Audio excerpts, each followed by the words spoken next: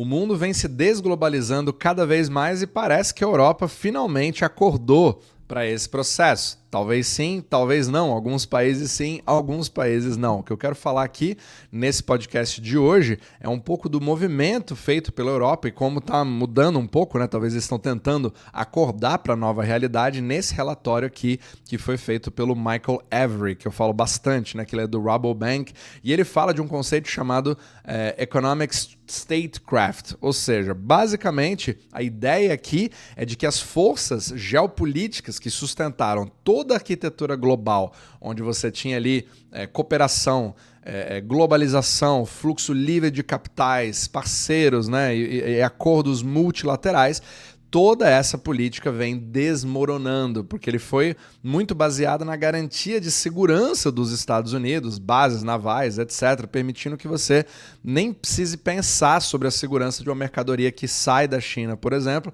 e atravessa o mundo para poder chegar nos Estados Unidos, na América, etc., no Brasil e em vários outros países do continente americano, inclusive na Europa. Então, esse sistema que permitiu o crescimento, comércio global, estabilidade financeira, isso acabou. E agora, o mundo da política econômica, principalmente quando você gasta o seu tempo falando ali no controle da taxa de juros, né, políticas monetárias e índices, etc., tudo isso vai sendo moldado por um processo bem mais forte do que ele, que é a statecraft econômica.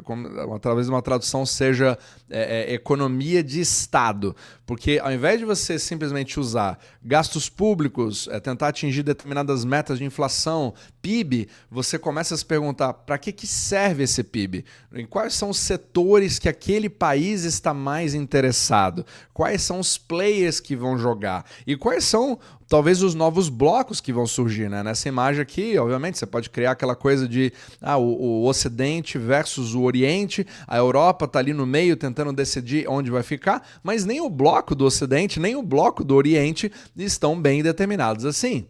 Inclusive, segundo o próprio Michael Every, você tem linhas, né, das próprias fronteiras que estão sendo desenhadas nesse exato momento e que estão mudando. E muitas empresas, países, entidades financeiras, não financeiras, não estão nem ligando para isso e não está sendo precificado pelo mercado nesse exato momento e depois fica dando a impressão de que, uau, fui pego de surpresa. Ou seja, é impossível fazer uma análise puramente macroeconômica.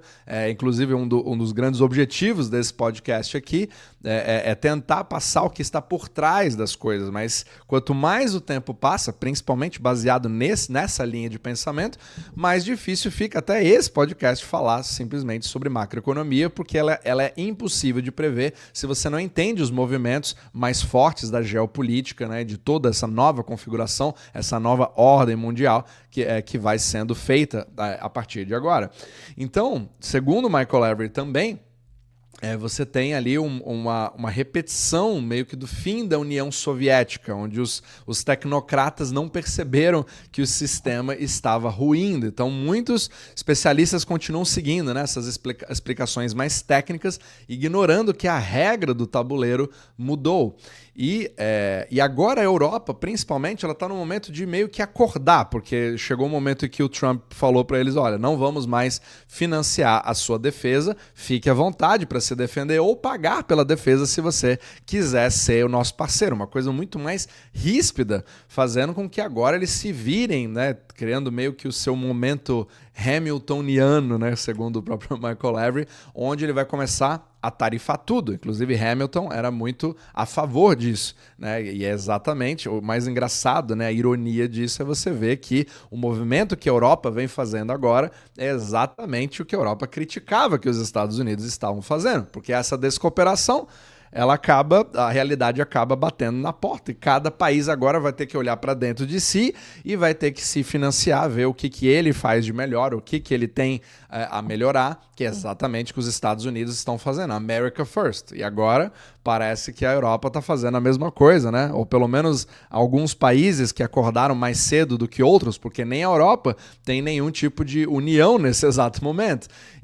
A França quer fazer o seu próprio jogo sem depender de ninguém, aí a Alemanha já começa a ter ali indício de que eu estou ali entre o Ocidente e o Oriente, mas a sua indústria está trabalhando com a China, por exemplo, né? O próprio Michael Lewry falou do exemplo ali da BMW, que começa a usar componentes da BYD, né, da China, dentro dos seus próprios carros, mas se não existem carros chineses nos Estados Unidos, por exemplo, será que você vai perder? Ele falou, boa sorte tentando vender para os americanos, por exemplo. Então percebe como tudo isso pode afetar completamente a sua decisão. E é por isso que, se você olha esse tipo de informação para tomar decisão em cima dos seus investimentos, mas você gostaria de uma ajuda profissional para dar uma olhada em qual é a sua alocação hoje e como se proteger e navegar de uma forma mais segura, eu criei esse QR Code, a gente faz uma análise gratuita do seu portfólio, mas você também pode clicar no link da descrição abaixo também. Agora, continuando, essa história aqui que você vê principalmente acontecendo na Alemanha, onde ela mudou completamente a forma de pensar, onde ela começa a desbloquear ali bilhões de dólares para financiar o seu próprio exército, que era uma coisa que seria impensável 5 anos atrás, não estava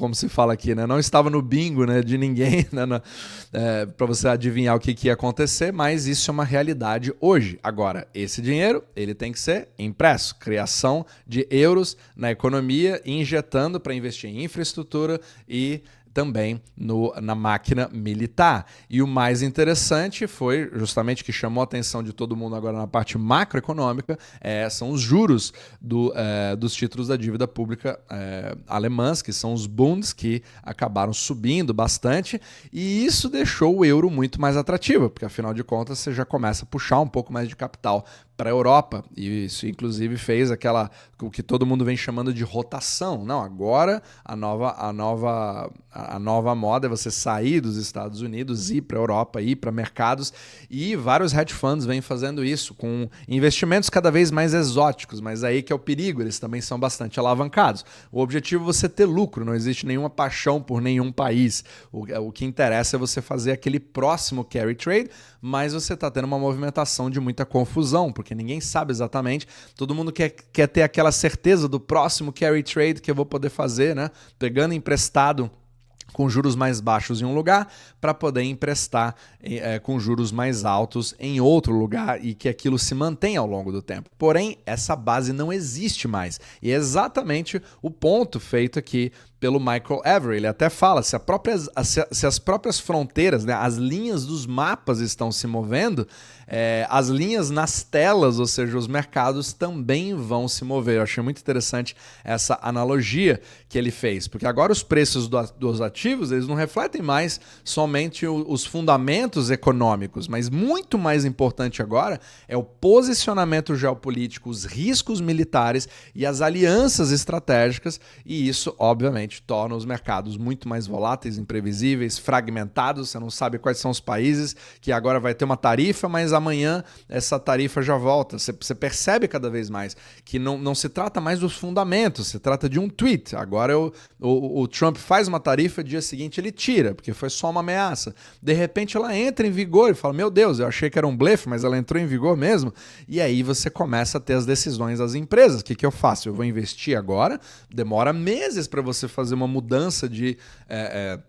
uma criação de uma fábrica, uma mudança de planejamento no supply chain, né, na cadeia de suprimentos mundial. Então, toda essa reorganização está sendo feita agora, como se fosse uma faxina de reorganização de todo o sistema monetário, de todo o sistema da cadeia produtiva, fabril, tudo. E, obviamente, guiado pela geopolítica e pelas novas parcerias ou desconstruções de blocos hoje que estão acontecendo nesse exato momento. Então ele até falou, rearmar e manter fábricas militares ociosas é ineficiente e muitas ineficiências vão começar a acontecer a partir de agora, mas é necessário. E essas são forças que acabam sendo inflacionárias, no sentido de você ter um aumento de preços ao consumidor ao longo do tempo. Mas hoje nós estamos cada vez mais próximos de um mundo que está pensando cada vez menos em eficiência, de produção, economia em escala, e está se voltando muito mais para interesses nacionais, interesses setoriais, que é um jogo que, diga-se de passagem, é muito bem jogado pela própria China e que agora os Estados Unidos e agora a própria Europa estão copiando cada vez mais, e isso vai guiar exatamente os movimentos do mercado. Então é por isso que fica cada vez mais imprevisível você tentar entender quais são os próximos movimentos, mas nunca foi tão importante você tentar se preparar para todos eles para ter uma tranquilidade maior no seu portfólio.